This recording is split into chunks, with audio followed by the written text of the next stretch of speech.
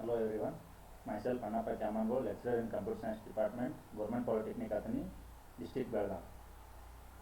Today we are going to discuss about web programming subject. In that we are going to learn first unit sessions, Fundamental Science, Introduction to XHTML. So let's start with the session number 1.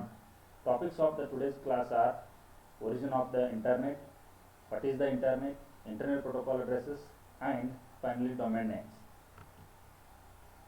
So after learning these topics, the learning outcomes are learn about the internet, understand and explain various terminology used in the internet, understand the IP addresses and domain names. So start with the origins of the internet. In 1969, the US Department of Defense started to invent the network for the purpose of sharing the documents in the world. So for that, the purposes were communications, program sharing, and remote computer access for the researchers and scientists. So for that, Department of Defense funded the network known as ARPANET. So the early use of ARPANET was text-based email. Later in the 1970s and early in the 1980s, the continuation of network started. There the invention started with a bitnet known as, because it's a time network.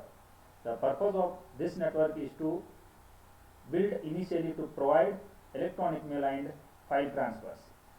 So the file can be transferred through electronic mail. The later on another network is formed known as SysNet. So that is computer science network. The SysNet initial purpose was to provide electronic mail.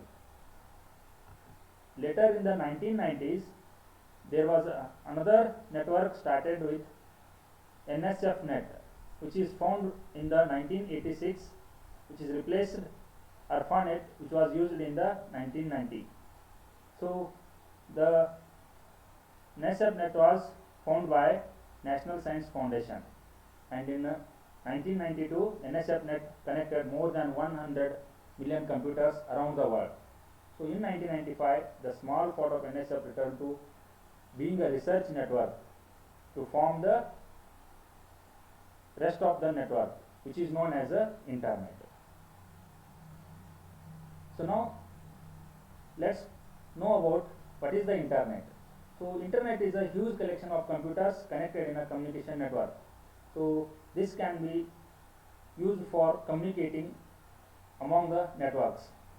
For the internet, the protocol used is Transmission Control Protocol or Internet Protocol, which is popularly known as TCP/IP, which is a standard for computer network connections.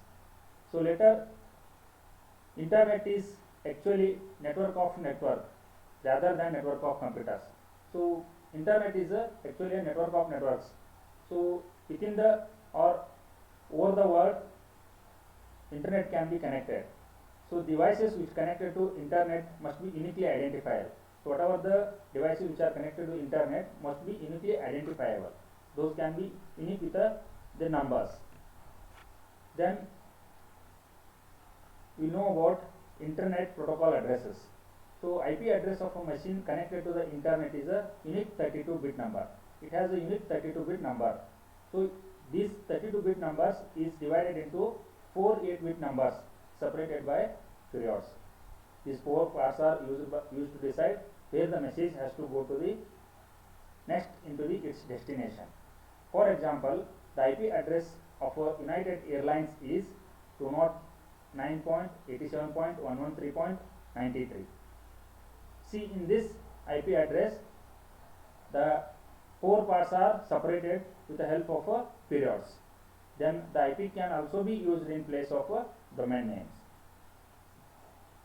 So what are domain names then?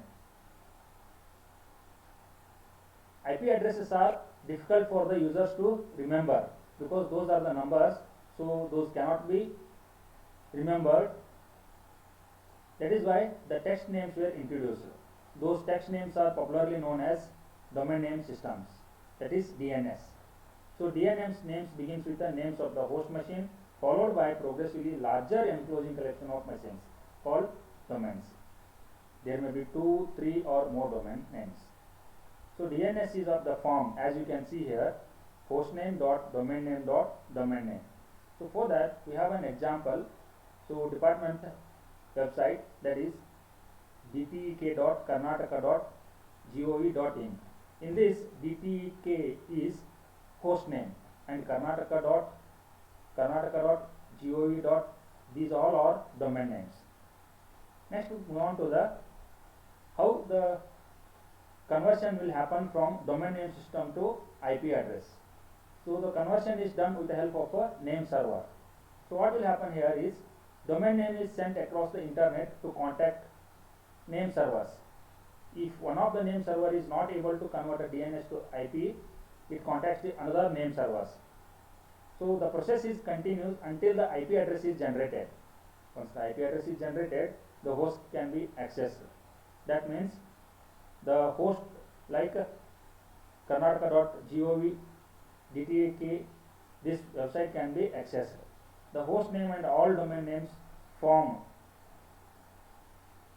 a full form which is known as a fully qualified domain name. So this is a diagrammatic representation of a domain name conversion. Here you can see a client system where a domain name is passed to the internet. So the internet searches the domain name in the name server.